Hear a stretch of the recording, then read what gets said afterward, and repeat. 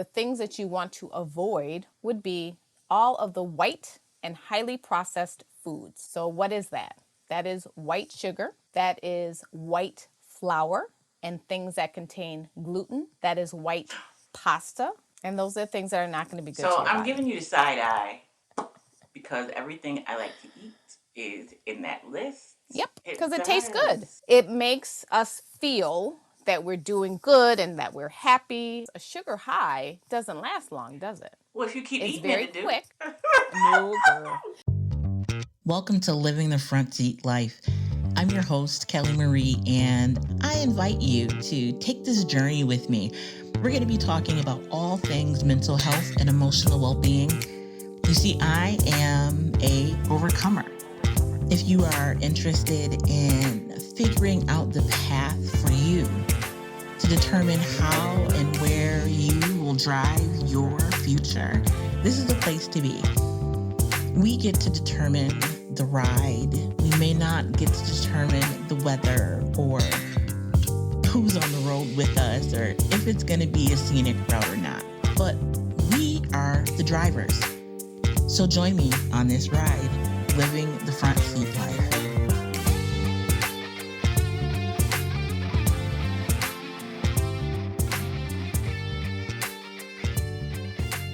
Hello and welcome back, everyone.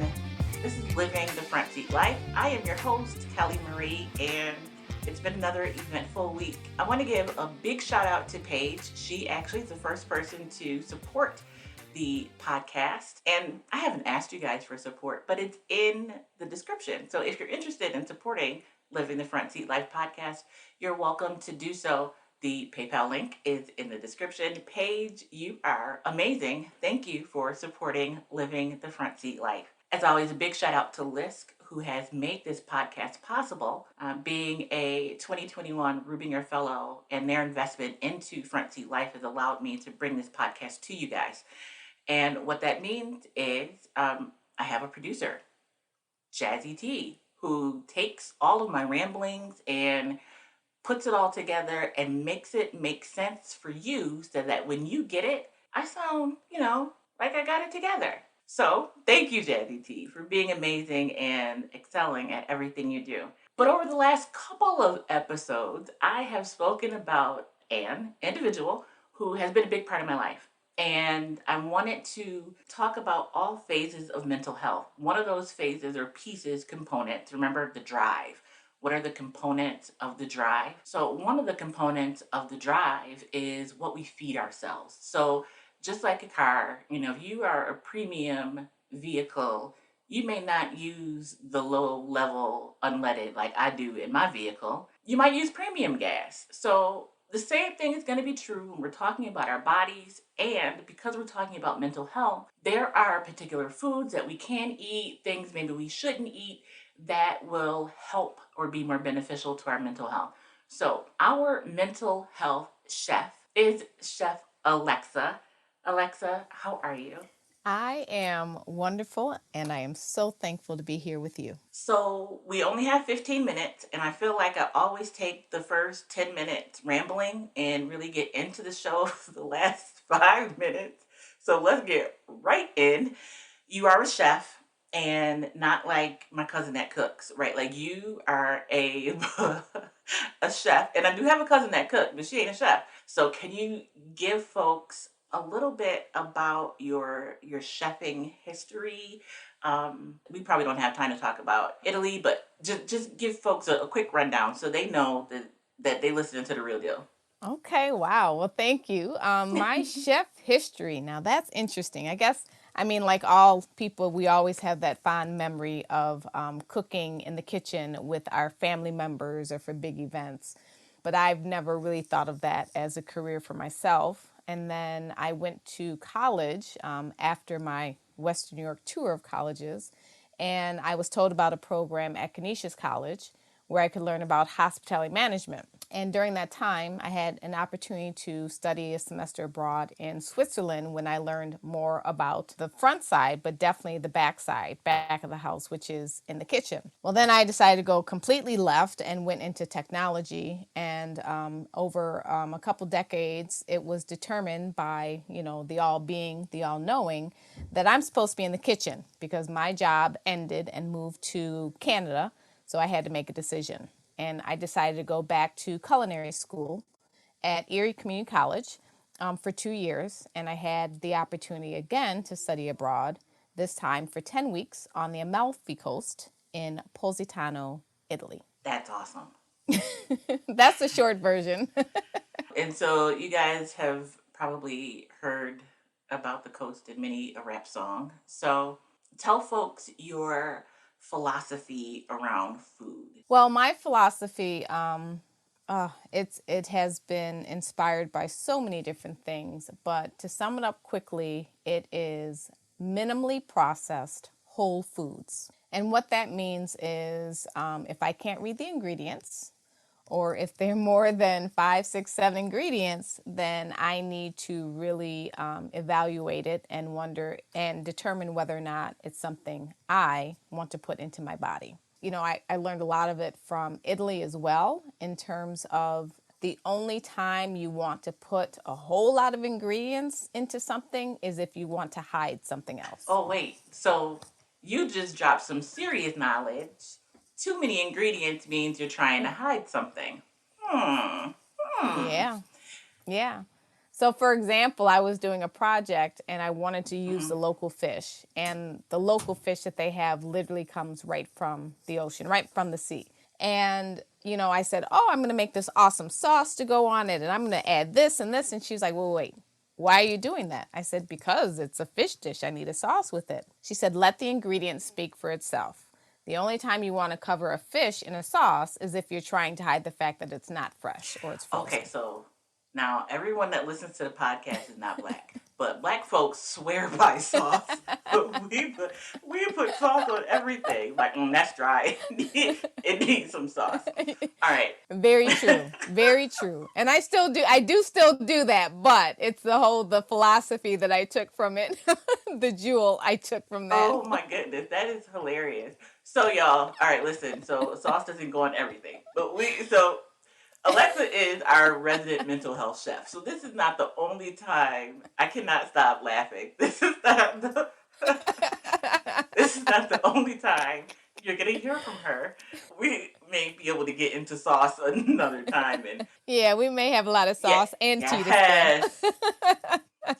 I think we need to do like a whole conversation around herbal tea. That would be good. Oh my gosh. That Okay. I would love. So we have to do that. But I wanted to talk about inflammation today. Because we're talking about mental health, I think people miss out on the importance that food plays in their health. Just generally speaking, like I know when I eat sugar, my body hurts. And I don't think I knew that until you told me how sugar acts and reacts in the body. Well, if my body is hurting, my mind is not right. Like if I'm in pain, I can't even process half of the things that are happening around me, let alone my actual mental health. So inflammation, and we don't have to stay with inflammation, but I feel like that's a good place to start because people hear about it all the time. You take ibuprofen or naproxen as an NSAID, inflammatory. Yes. Inflammation. So, when the body is inflamed, I think we forget that includes our brain, right? Like our brain is an organ, which is a part of our body, and inflammation, when it's general, all over, generalized inflammation is not relegated to a piece. It's not like, oh, just my finger's going to be inflamed, right? So talk about some of the foods that may cause inflammation and maybe let's start there. What are some foods that cause inflammation or will exacerbate it? Well, if I can, before I get to that, I know we only have 15 minutes, but we also have to recognize that inflammation is the cause of a lot of diseases, chronic diseases, especially those in people of color. I am not a doctor. I am not a nutritionist. I am not a dietitian, but I have inflammation. and I've done a lot of research. So when you talk about diabetes and you talk about heart disease and you talk about cholesterol, those are all based in inflammation, arthritis, and inflammation begins in the stomach. And with the stomach, what you take in, it's almost the whole adage, garbage in, garbage out. It's going to come out one way or another. And with inflammation, you're talking about foods at this time, and I know that we'll get further into the conversation a little later on. But when you're thinking about your body, you want to think about it as a plant. Your body is composed of 65 to 70% water, and you need water for your body to be good, to lubricate it, to make it work correctly. And in addition to water, the things that you want to avoid or plant killer would be all of the white and highly processed foods. So what is that? That is white sugar, that is white flour, and things that contain gluten. That is white pasta. That is white potatoes. That is sugar, and it's plain old iodized salt, especially if it's in White rice. processed foods. Did you see that one?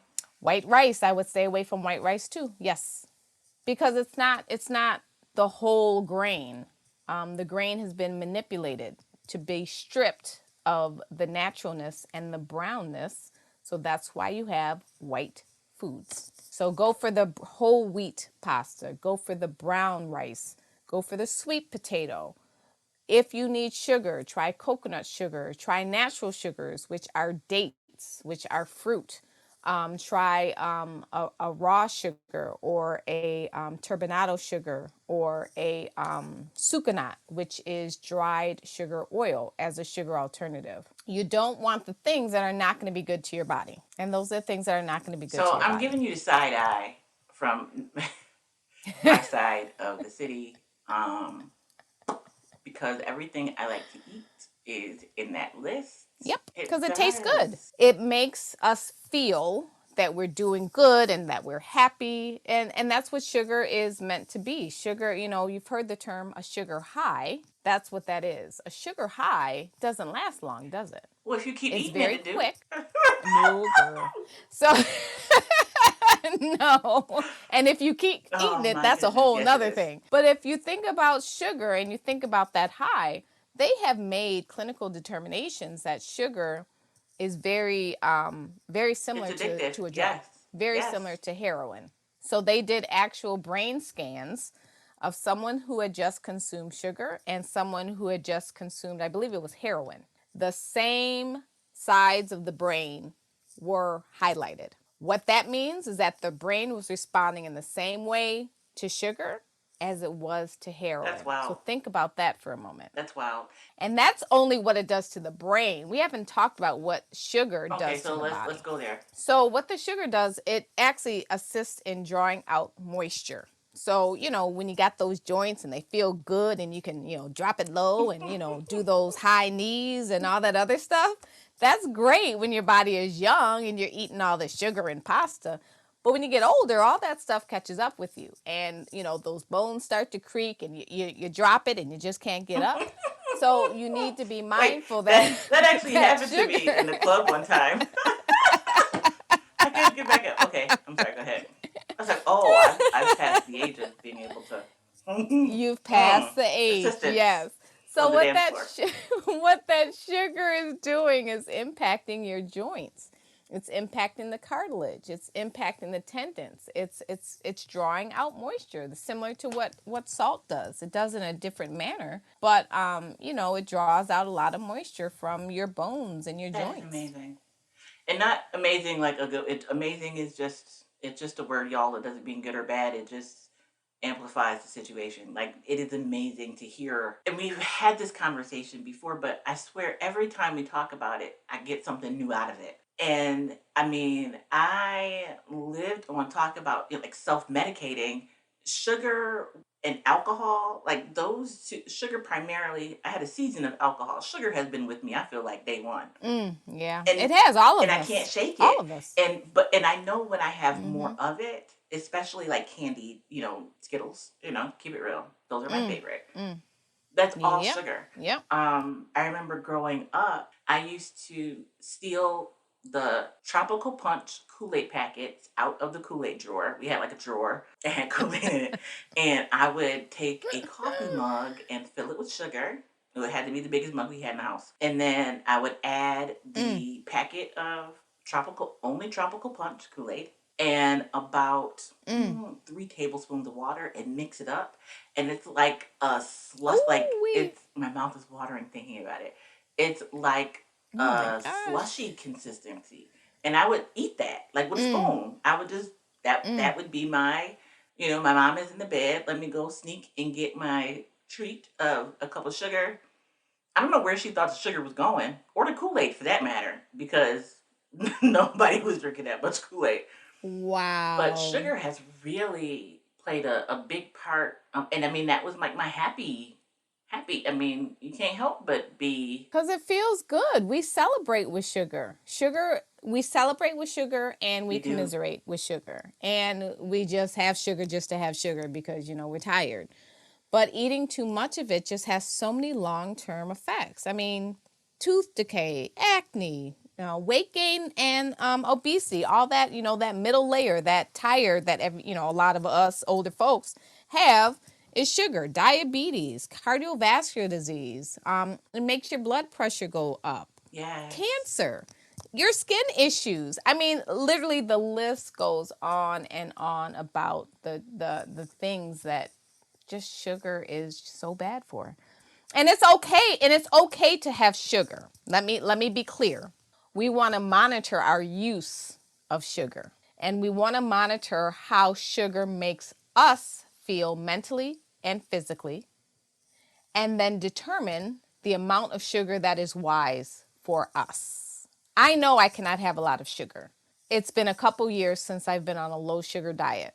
When I have a little bit of sugar, I first get a headache and I feel very dizzy. Then I get very, very tired. And then I'll notice in a couple days up to a week that my joints will start bothering me or I'll have a stomach ache. So I started to pay attention to my body, which a lot of us don't, because we are infatuated with that feeling good, that outweighs the pain that is getting ready to Okay, ensue. so guys, we're going to finish this conversation next week. Chef Alexa, thank you so much. Thank you. Now we have a cliffhanger, guys. That means you got to come back next week, living the front seat life with me, Kelly Marie.